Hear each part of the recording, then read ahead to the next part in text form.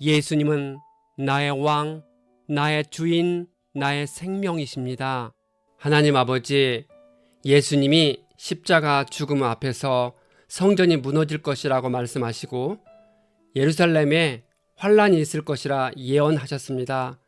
하지만 예수님이 영광스러운 모습으로 오실 것이니 낙심하지 않고 살아가겠습니다. 예수님이 감람산에서 땀방울이 핏방울같이 땅에 떨어지며 기도하셨습니다. 그 모습을 생각하며 십자가 사랑을 마음으로 느끼고 살아가도록 도와주옵소서. 예수님의 이름으로 기도합니다.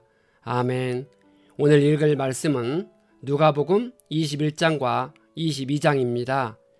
이 말씀의 핵심은 첫째, 예루살렘 성전은 무너질 것이고 환란이 임할 때 예수님이 구름 타고 오실 것입니다. 둘째, 예수님은 베드로와 요한을 보내어 유월절을 준비시켰습니다. 셋째, 베드로가 예수님을 부인할 것을 예언하셨는데 그는 닭 울기 전에 3번 부인했습니다. 21장, 예수님은 부자들과 과부가 헌금하는 모습을 보았습니다. 예수님은 가난한 과부가 2렙돈을 넣는 것을 보시고 그녀가 누구보다도 더 많이 넣었다고 하셨습니다. 부자들은 넉넉한 가운데서 헌금을 넣었지만 이 과부는 자기가 가진 생활비 전부를 털어 넣었다고 하십니다. 결국 헌금은 자신이 가진 것 중에 얼마를 넣었는지를 보는 것이지 돈의 액수로 결정하는 것이 아님을 말하는 것입니다. 예수님은 성전의 화려함을 말하는 자들에게 돌 하나도 돌 위에 남아있지 않고 무너질 것이라 예언하셨습니다. 예수님이 말씀하신 세상 마지막 때의 징조들은 이미 대부분이 성취되었습니다.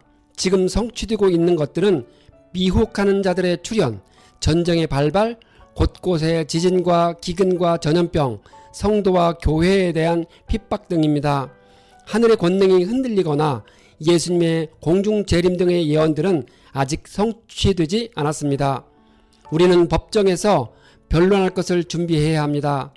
예수님은 단지 우리가 주님을 위해 일하다가 법정에 서게 될 때에 마음에 걱정하지 말 것을 말씀하셨을 뿐입니다. 비록 우리가 법적인 변론을 준비하더라도 궁극적인 신뢰를 하나님께 둘 것을 가르치신 것입니다. 예수님은 장래 제자들이 부딪힐 환란을 염두에 두시고 그러한 때에 성령님이 함께 계셔서 도와줄 것이라는 사실을 확신시켜 줌으로써 제자들이 공황 상태에 빠지지 않도록 격려하셨습니다.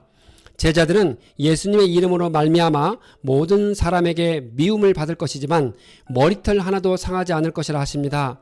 이 말은 성도의 온전한 육체적인 보호를 뜻하는 말이 아닙니다.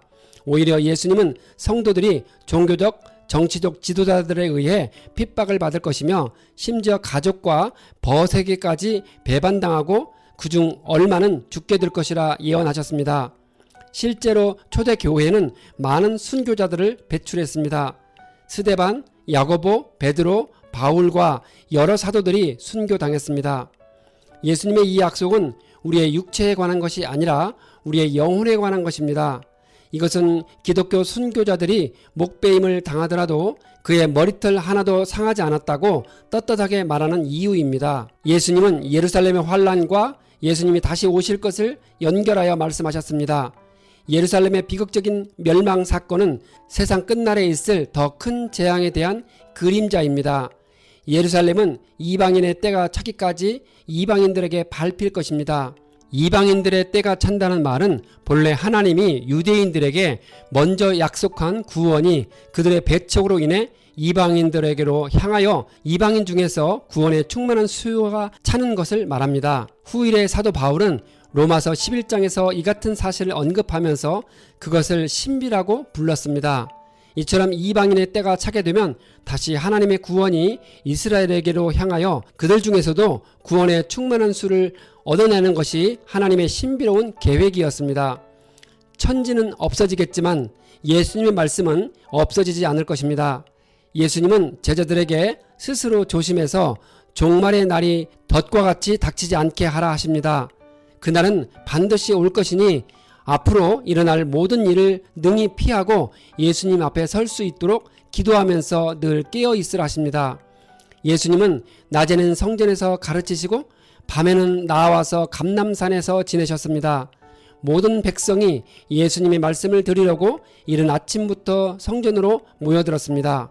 22장 유월절이라는 무교절이 다가오니 대제사장들과 율법학자들은 예수님을 없앨 방책을 찾고 있었습니다.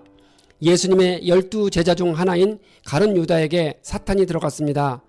유다가 자신을 사탄에게 미혹받을 수 있는 자리에 두었다는 의미입니다. 그는 예수님을 대적자들에게 팔아 넘김으로써 예수님으로 하여금 정치적인 결단과 행동을 하도록 유도했을 가능성이 있습니다.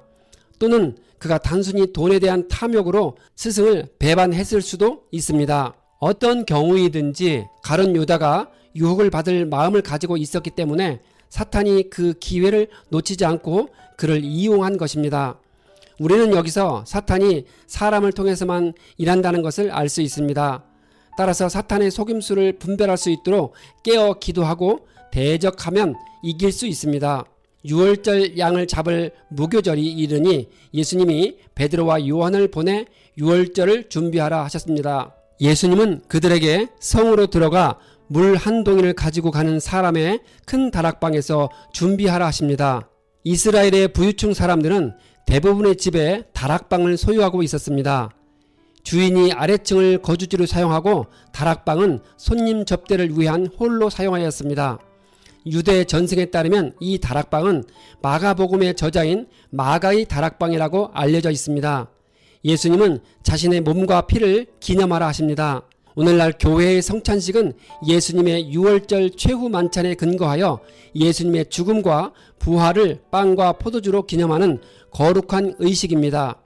성찬식에서 빵을 먹고 포도주를 마심으로써 우리는 십자가 아래서 예수 그리스도와 함께 그의 죽음과 부활에 연합되어 있음을 깨닫습니다.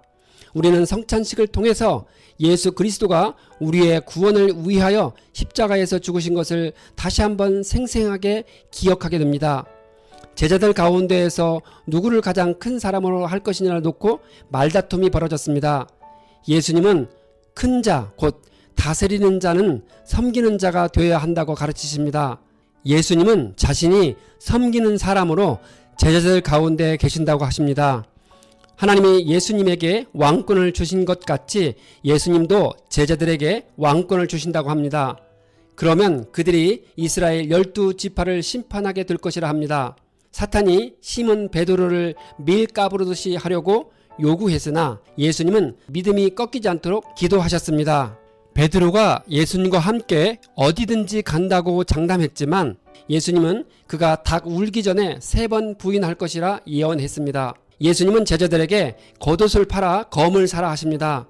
이 말은 예수님이 은유적으로 사용하신 말씀입니다. 이제부터 제자들에게 지금까지 겪어보지 못한 새로운 위험이 다가오고 있었으므로 제자들은 이 같은 어려운 상황 속에서 자기 스스로를 보호하고 목숨을 바쳐 희생할 각오까지 해야 했습니다. 예수님은 그런 의미에서 검을 준비하라고 했지만 제자들은 이를 알아듣지 못한 채 문자적으로 알아듣고 진짜로 2개의 검이 있다고 했습니다. 이에 예수님은 그들의 영적 무지를 꾸짖는 어투로 족하다라고 말씀하심으로써 더 이상 대화를 하지 않으셨습니다. 예수님은 습관을 따라 감람산에 도착해서 제자들에게 시험에 빠지지 않도록 기도하라고 하신 후에 땀방울이 핏방울이 되도록 기도하셨습니다. 예수님은 하나님 아버지의 뜻대로 하시라는 간절한 기도를 드렸습니다. 우리 모두는 죄를 지어 하나님과 분리되니 영원한 죽음에 빠졌습니다. 우리가 사는 길은 아무런 흠이 없고 죄가 없으신 하나님의 독생자 예수 그리스도가 우리들의 죄값을 치르는 길밖에 다른 방도가 없습니다.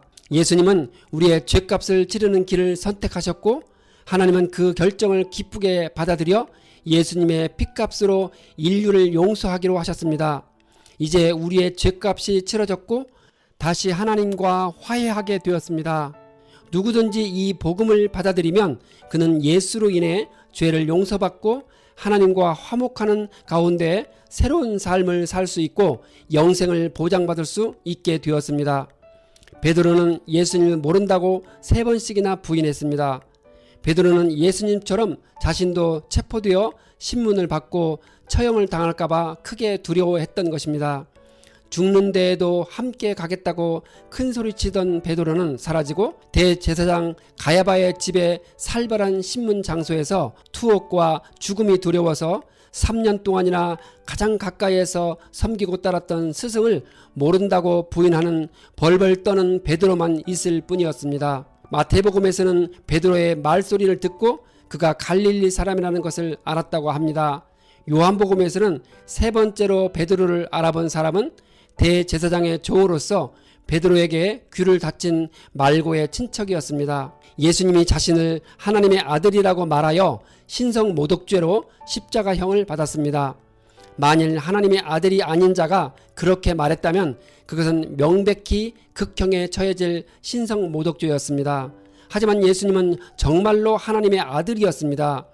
여기서 가장 큰 문제는 그 사실을 알지 못하는 유대 종교 지도자들의 무지에 있습니다. 사람들 중 자신은 틀리지 않았다는 자기애적 인격 장애를 가진 자는 모든 잘못이 타인에게 있다고 생각하고 있고 그 거짓이 진실인 것으로 오래 확신해 왔으니 진리라고 착각합니다.